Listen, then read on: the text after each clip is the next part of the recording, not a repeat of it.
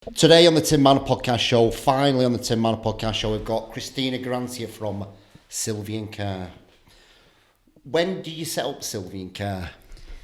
We set up Sylvian Care in 2014, Yeah. and since then we've been growing, and now we have 26 locations across 26. 26, yeah. When I met you, how many did you have when we met you? A year ago, I can't remember. Wow. Because we signed more since then, yeah. I'm sure you was about 16 or something. Something like that, yeah. Yeah, we're growing. What is it that you think's why have you grown so well? What is it the secret sauce, the reason you think that you're doing so well? I think you just need to turn up and do a good job. I think you just need to pour your heart in what you're doing and give people value. I think this is the most important thing. Show people that you have experience and that they can learn from your experience, and be genuine and authentic. I think this is the most important thing. So, talk to me a little bit about Transylvania. You started off in Transylvania doing what? Where was that? What was that journey? So I grew up in Transylvania, and it was a very different life than the life that I have now, because when I grew up in the 80s, we didn't have mobile phones, we didn't have internet, we didn't have computers, any of that. So we were just spending a lot of time outdoors, forests, trekking, hiking. My parents, I come from a quite poor background.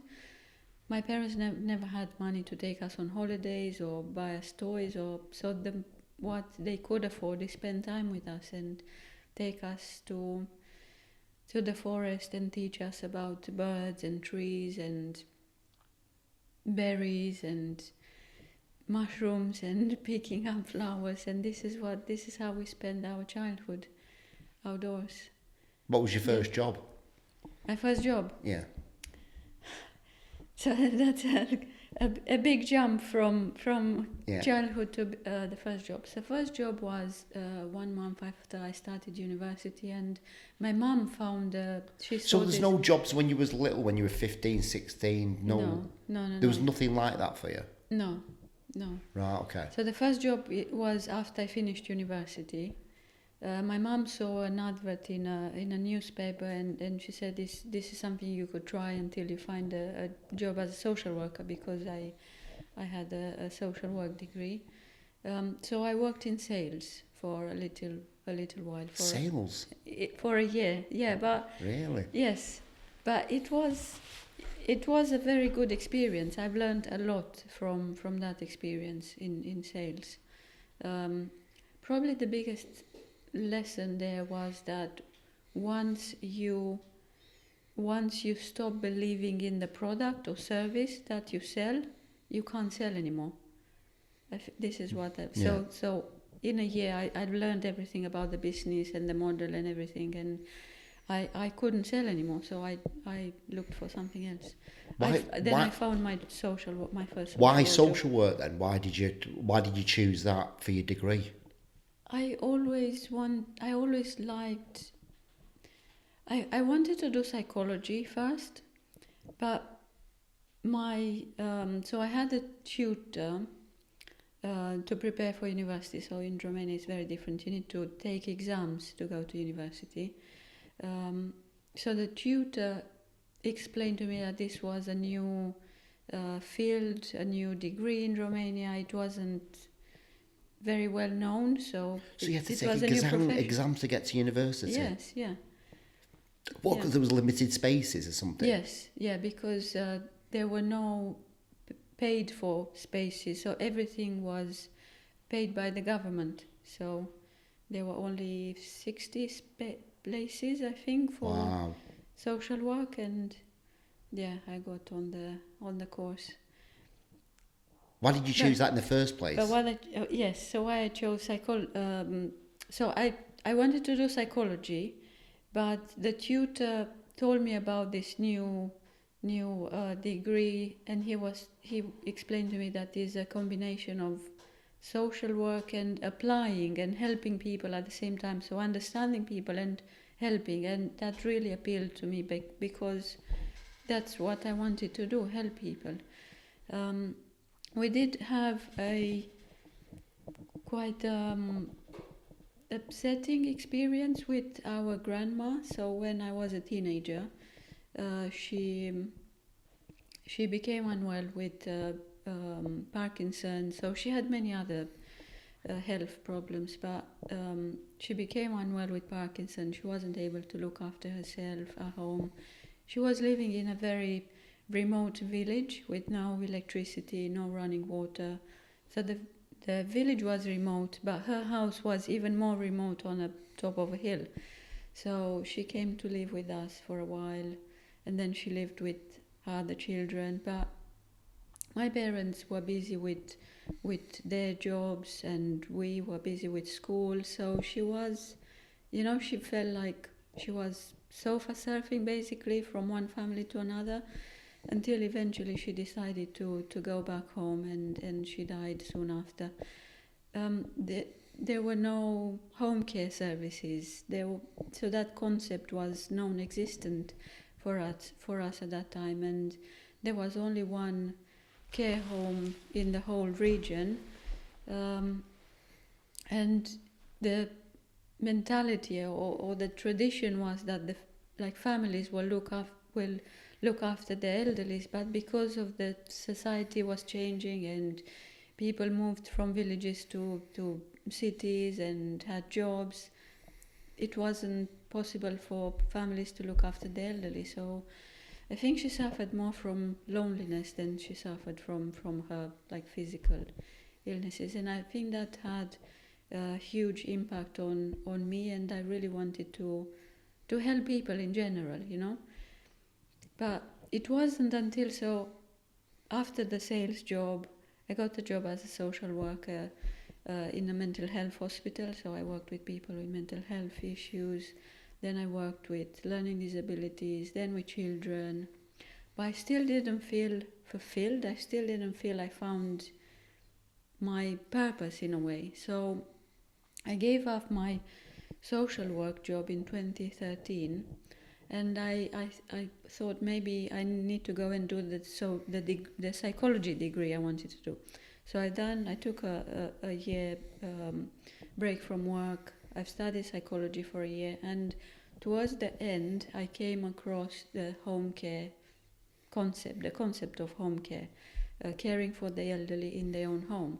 And straight away I realized, this is it. This is what I... How did you know? What was it, a feeling? What? It was almost like, my grandma was still there, and she guided me, and she said, this is the path. This is where you need to go.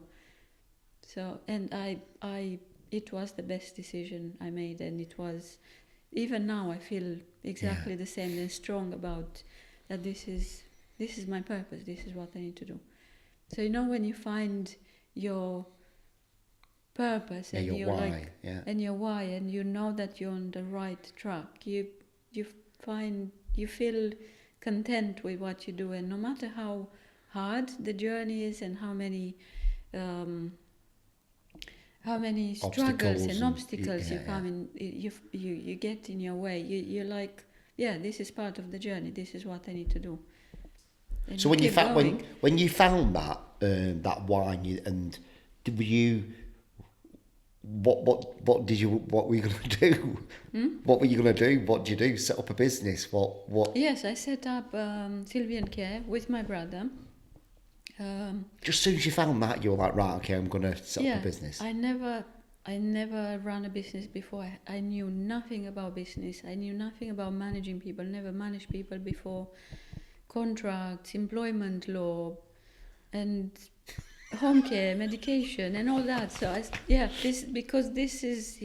felt so strong, that message in my head, that this is what you need to do. So I had to learn everything, and I did. This was in Transylvania still? No, I was here. I was in the UK. So what was that? How did you get from Transylvania over to the UK then? Where was that? I came in 2007. I came with my daughter in a suitcase with no money. my husband was already here, and yes, I found a job I worked as a support worker first, and then I got in. My English wasn't good enough to get a job as a social worker at that point, so I needed a couple of years to learn the language, and then got the first social work job here in the UK, and then. When was that home care, when you found out about home care? So I worked as a child protection social work. I worked as a support worker for people with learning disabilities. Yeah. Then social worker for 3 years with child protection, and then started my master's in psychology. And then I found out about home care here in the UK.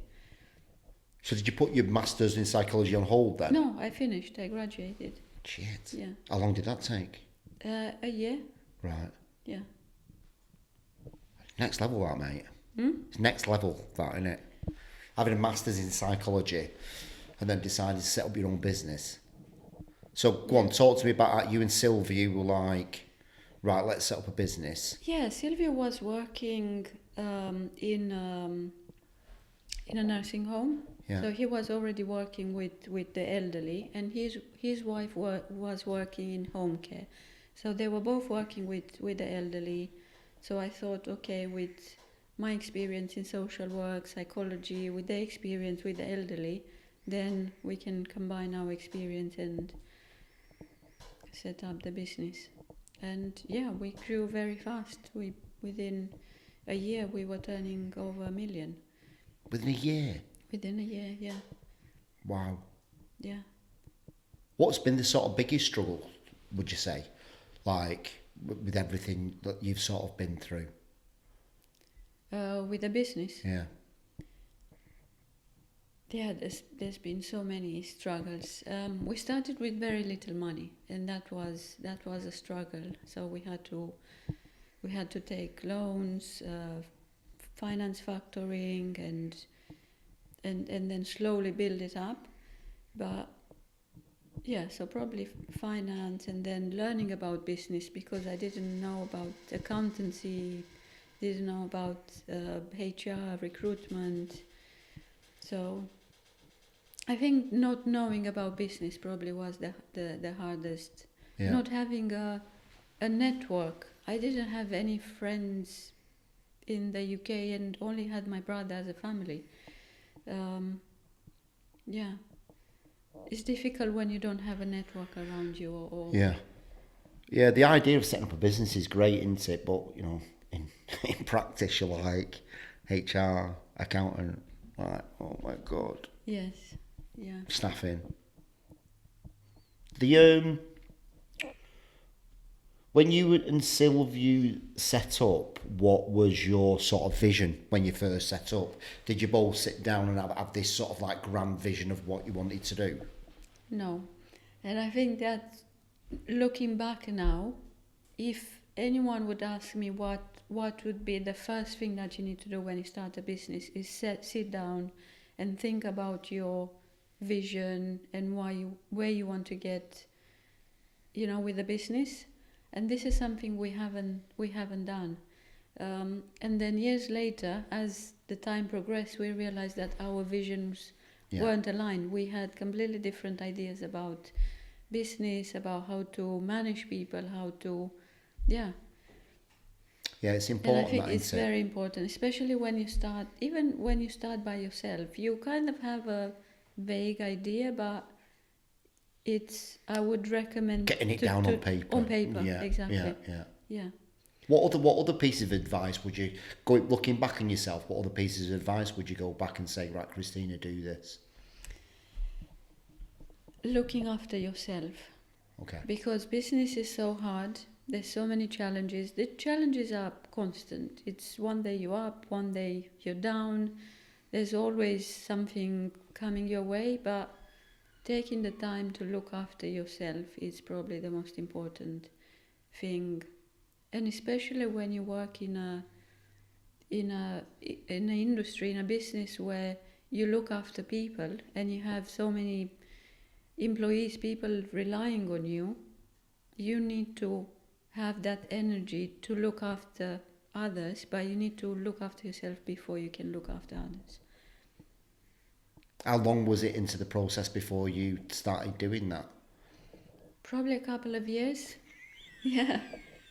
Yeah, to the point where I was like, I'm like burning out. Burning out and spending Christmas. My sister came to visit us the second Christmas after we started, and I was on call. I was dealing with social workers, with clients, medication. I was like there doing it, and then I slowly realized that this is not what business is about. It's not about me doing everything. It's about me teaching my employees, teaching my team, giving them all the training, all the support, so then I can delegate safely. And then this is how you scale, this is how you grow. Because if you do everything, if the business only relies on you, you won't be able to grow, and you just end up burn. How hard was it for you to let go and to delegate? Where, is it, because obviously you've got a certain way that you want things doing. Yes, and I think every business owner has a certain way of doing things, and nobody will do things the way you do things, but it didn't take me too long. Once I realized that business is not that, I didn't start the business to build a job for myself. I was in a business to scale, and then I thought about what I want to achieve, and I wanted to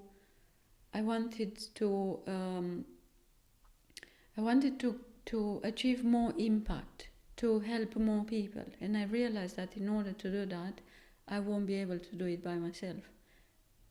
I will need people that I can trust, and people with experience and knowledge that I can trust to help me build this. How do you get to trust somebody to help build it? How do you find people that you can trust? I think you need to trust first before people can trust you. Because if you start micromanaging, if you start treating them as children, then, you need to trust first. You need to listen first before people listen to you. And this is empathy, basically. Listening others' perspective, and when people feel that they have been listened to, then they are prepared, they're more open to listen to others. It's easier said than done, that, isn't it? Of course, because we are in this habit of constantly, when someone is saying something, we are already thinking how we're going to reply to them. We're already formulating a response to what the person said. We are hearing but not listening. Yeah. Yeah, I do that all the time. We're all guilty of that. We all do that. What are the things then? What are the things of... When did you decide to franchise? How far was that in? So we were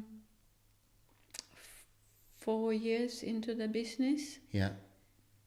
Doing well at 4 years? Were you doing well at 4 years? Yes. Yeah. And someone just contacted us. They approached us and they said, we wanted to buy a franchise, and we've heard about you. We've heard about your services, and they read an article in a magazine online somewhere, and they've heard about us, and they said, we feel that you would be the right people to support us through this journey. And then I said, yes, this for me it was, I want to achieve more impact. Yeah, more impact. And this would be a great way of scaling and having even more impact on helping even more people. So then you had to start learning about franchising. Yes, that was another stage. Then we started to learn about franchising. How did you start learning about franchising? What was your sort of like go-to? So we went to an exhibition, a franchise exhibition. We found out about the British Franchise Association. BFA, yeah. So I went on the BFA website, started reading everything. Then we found the franchise solicitor on the BFA website. We approached them, and this is how we started the process. They helped us with the franchise agreement, the operations manual, to set up properly, and they also helped us with a lot of advice because they had a lot of experience in the franchise industry, so we learned a lot from them as well. And then we used consultants. Yeah. What franchise consultants? Franchise consultants. Right, yeah. okay. Yeah, because it's a Yeah. minefield, isn't it, franchising? Yeah, making sure you've franchising. got your T's and C's. Yeah. Yeah, that's what the BFA is good for. So are you BFA expanding now? You've moved into that? Yes. Yeah. Yeah. That's really good, that, isn't it? Mm-hmm. How long has that been now then you've been franchising? Since 2019, so in December 2018, Yeah. we signed our first franchise, but we learned about franchising after we signed the first franchise. So 2019, Yeah. we learned about franchising, and I think So in like 5 years and you've got 24 franchises? Yeah, in 2019 Wow. we joined the British Franchise Association, and then we had the pandemic, so Yeah. I think we could have been much further in our journey if it wasn't for the pandemic, and if we maybe spend more time to learn about franchising. But we were still running our own location, which had 120 clients at that point, and we had to focus more on running our own business through the pandemic, and the franchising took the back seat for a while. Yeah. And this all started with your grandma? Yes. Yeah. Yes. Yeah. Amazing, that, isn't it? Yeah. You never know where your journey is taking you. Yeah. I was sort of like, but you know, when you're training staff and things like that and making sure that they're doing the Sylvian care values, what sort of, when you're doing the franchising, what sort of training do you give them when a franchisee comes on board to make sure that they're depicting the brand in the way that we've set it out? Yeah, the culture and leadership training is, and this is how we start with, and we talk about our values, our mission and vision on every occasion when we talk to the. So not only it doesn't only sit on the website or on a poster in the office. We talk about it all the time from the moment we start talking to them through the discovery sessions that we do with them before signing the franchise agreement, and then throughout the training, because everything we do it starts from the why, starts from the mission and where we want to get. Yeah. That's mint, that, mate. Yeah. When you saw, I wanted to ask this, I don't think I've asked you this, right? But when you saw us at the British Franchise Association and you decided to kind of go, oh, we need to rebrand, but we're going to choose you. Like, from the outside, we don't seem like not a good fit, but like a different fit, if you know what I mean. Now we know what we know. Mine and yours, identity and values, are exactly the same. Yes. Why did you choose us? I think it was the emotional impact. It was the visual aspect as well. I really like the fact that your style is so modern and fresh. Yes, I would say modern and fresh, and you really adapt in a way that the style to fit the voice of the brand and the what the brand stands for. You know, it's not like it's not your personality. It is in a way, but it talks to the brand that you are designing for. But it was the emotional connection. It was what you were saying spoke to my values and what I'm trying to achieve and what I believe in. I can't believe how far you got 24. I can't believe you got 24. I'm sure it was 16 when we talked last. That's massive growth. Yeah. But the people, Yes, it was. It was about that, and then yes, we added more. Well, people can just see the brand that you've created and stuff, and people want to be part of that, and then they want to create that little bit of impact for themselves, which gives you that bigger impact. Yeah, the rebranding had a massive impact on us. It was transformative. Yeah, it was, because before we were just blending in with the rest of the competition. We were just the same colors, the same medical field, and we were just saying the same thing that everyone was saying, and the rebrand helped us not only from a visual point of view to stand out visually with the modern and fresh image, but also from so it helped us clarify our mission and vision, and helped us communicate this much in a clearer way to our clients and to people looking at our brand. Yeah, getting that voice right is everything, isn't it? Yeah. So people really understand who you are.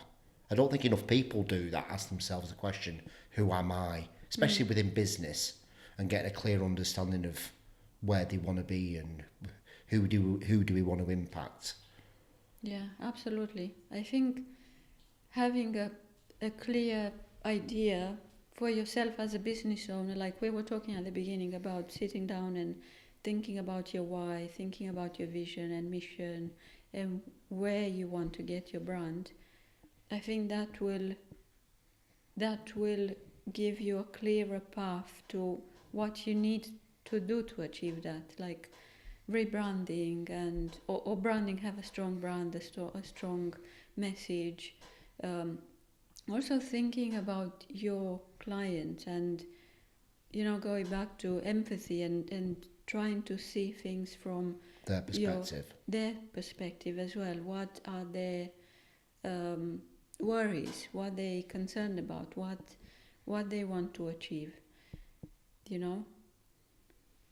Yeah, I remember doing the when me and Jay came down and did the photo shoot, and I was kind of gutted at the same time we didn't do video, because as we're doing the photos, these amazing people telling the stories, and I'm like, and they were so eager to tell their stories. They wanted to tell the stories. They felt like they wanted to be heard. Yes. And I was like, some of them just like today. There was a guy that shot who used to be a runner. And he had it all over his walls, his medals and stuff, and he was talking about what he used to do, and I'm like, oh my God. It's just beautiful knowing that he's not on his own, he's not lonely. He might be alone, but he's not lonely, because those amazing Sylvian care ladies turn up and give him a little bit of razzle dazzle and a little bit of a laugh and a bit of a joke. And that's exactly why we decided to, through our vision, to focus on the relationship, so this is what we provide, relationship-based care, because I very quickly realized that for these people, most of our clients live by themselves, and the only people that they see on day-to-day basis is our carers. So building a relationship with the clients is so important. It's everything. It's probably even more important than the medication and the care itself. Like what you were saying about loneliness. It's a killer. Yeah. For me, I think it goes really back to what Sylvian care is all about, so people don't feel lonely. It's I'd so into doing that photo shoot, mate. What were there 2-3 days? I can't remember. But every single person, I was just like, they lit up when the care workers went in and could see it and try to capture that on camera, them beautiful little candid moments, and It's amazing what you've set up, and it's so good that it's come right back from your grandma, right from that, you know. Yeah. You imagining that how lonely she must have been in at points, that you don't want anybody else to feel like that. Yeah. And I think this is also about resilience. You know, the resilience is not only surviving through hardship and difficult situations and moments. It's about learning and taking that lesson and trying to do something better, do something different, and give more values to your clients, to your staff, to everyone around you. Yeah. Learning from your experience and I think it's nice when we do a set of brand values, you know, guidelines, and the actual person at the top lives them. Yeah, it's all right saying that I'm transparent, but like if your behaviour attached to that value is not, then you're just saying it just for. I see so many. Yeah, I think people can see that straight away. Yeah, they can see it's just words, and no matter how much you try to fake it, people will see through that. Yeah. I just can't believe how 16 to 24. From a language standpoint before, and you had Sylvian Care and the language before we rebranded, what was the language before? Because I feel like it's always been there, and we've almost sort of rebranded you, really, and got your values and behaviours right. It was very general, so we were saying that our mission was to deliver high quality care. Right, okay. And support people to remain independent in their own home. Yeah. So it was very was mechanical, there, but it was more no emotional. general. So Right, we right. just zoomed in and made it a bit more clear and more. Yeah. How do you get franchises on? How do people approach you? What are the different? How does somebody want a Sylvian Care franchise? We have there's different platforms and different franchise recruitment. Yeah. So for us, growing through franchising is not selling franchises. We're not selling. We're trying to recruit people. We're trying to recruit franchisees that align to our values, to our mission, to our vision, to help us, or together we build this and grow this to get to the impact that we want to achieve. What is your standpoint on having offices and stuff like that? Having an actual base for yourself? Yeah. I know me and you talked about having a place where everybody can come together for Sylvian Care, or do you like people being remote? Our team, our support team, the franchise support team, they're based in different. Yeah. We have someone in Manchester, someone in Derby, someone in Leicester. I'm in Reading, and this was another thing that I had to learn, because with the care company, it's very much office based, and because there's so much communication that needs to, and so much information to be shared, I think it would not work for a home care business for staff to work remotely, the office staff, I mean. Yeah. But for franchising, this is something that I needed to learn how to manage a team that is working 99% of the time remotely. And yeah, there's pros and cons, I think, to this.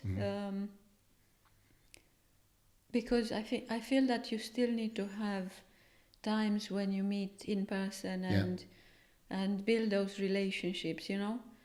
Build a relationship, and there's so much more you can achieve when you are when there's project that you need to work on together.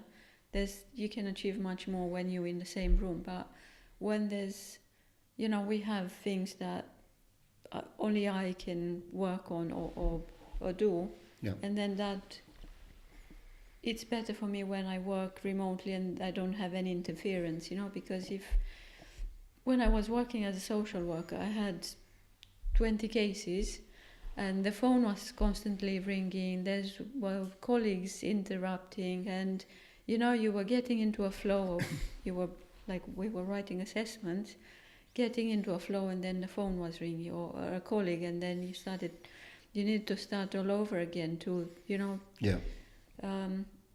So I think my preference is to have a hybrid way of working, Right. Okay. remote and in person. Yeah. Yeah. What are some of the stories over the years? What are some of the stories that stood out to you? The stories. Yeah, from some of the carers, some of the people that you've looked after. What are the ones that you can always remember? Apart from your grandma's always going to be the thing. Mm-hmm. Are there other ones that have stuck with you, that have kind of kept you on track when times get hard? Or There's been a lot of stories, and I feel like everyone has their own story, and everyone is going through hardship. I don't remember any particular stories in this moment. Yeah, I wondered if there was your carers told you a story about something that somebody's done, or anything a bit like the guy who was the runner and stuff like that. You must have been too many over the years. Way too many. Yeah. We had a client, a lady that she was collecting bells. So she traveled the world. She had little bells, different sizes, bells from all over the world, and they were what I find fascinating. So when I started the business, I was doing, wearing all the hats. So I was visiting the clients to do the care plans and assessments, and I was fascinated about their houses and how, most of them traveled the world and they collected things and artifacts and they loved talking about every little thing that they had in the house. It was absolutely fascinating. Yeah. We had a lady that was collecting elephants. So she had little elephants, big elephants, wooden elephants, metal ones. Yeah, amazing. Everybody's house tells a story, doesn't it, what they've collected, and it's almost a story of their life. They had stories about the different countries that they visited and the memories attached to that country or that elephant, where they bought it from. And yeah, life's short, innit? When I was going around there, I'm just thinking to myself, life's short, you've just got to embrace every little bit of it. Yeah. The psychology side of it, how often does that sort of come into what you do now? Do you still apply? Every day. Yeah? Every day, every the first thing that I do in the morning is I do meditation. I do meditation every day. That helps me focus my mind and keep on track. Mm-hmm. Because when you have a large team and so many people involved, there's a lot going on, and the meditation keeps me on track and keeps me, I was talking about looking after yourself, so this is something that I do. And then I take a lunch break away from the desk. I go for a walk to clear my head and put my thoughts in order again. But it's everything. So empathy. If you talk about empathy, you can apply it in absolutely everything. Clients, setting up the way you develop your products and services, the way you advertise for your clients. You need to understand your audience first before you can connect to your audience. So it's in every aspect of our life. Do you like because I see you doing a lot of posting now where you're actually giving people advice on different things, which I really like. Your sort of perspective on life and things like that. Yes. Are you going to do more of that? Yes, I think you should. This is the plan going forward. I like to give more value to people, and if when people find this useful, then they start looking into the brand and And then if that speaks to them and if that is something that they want to do, like start a home care business, then they will connect. But it's not just that, it's just your way of thinking, or get someone's head out the bin, or... I think it when you write and when you teach, I think that helps you clarify things for yourself even more, you know? Yeah. Do you do that a lot? Do you sort of journaling your thoughts out? I don't have time to do that, but I do like to write. I like to write, and I think it helps. It helps a lot with clarifying. And what are you writing? Well, in general, to-do lists. This is what I run most of the time. Is it? To-do lists, yes. And the meditation in the morning, what meditation are you doing? I have this app called Headspace. Yeah, I've heard and they have a program called 365. So every day it's a different meditation it's like a process to help you through. It's like a journey. Yeah. Yeah. So I'm almost close to the end of that program. So you've done it every day for nearly 365 days? Not every day, but there or thereabouts. Yeah.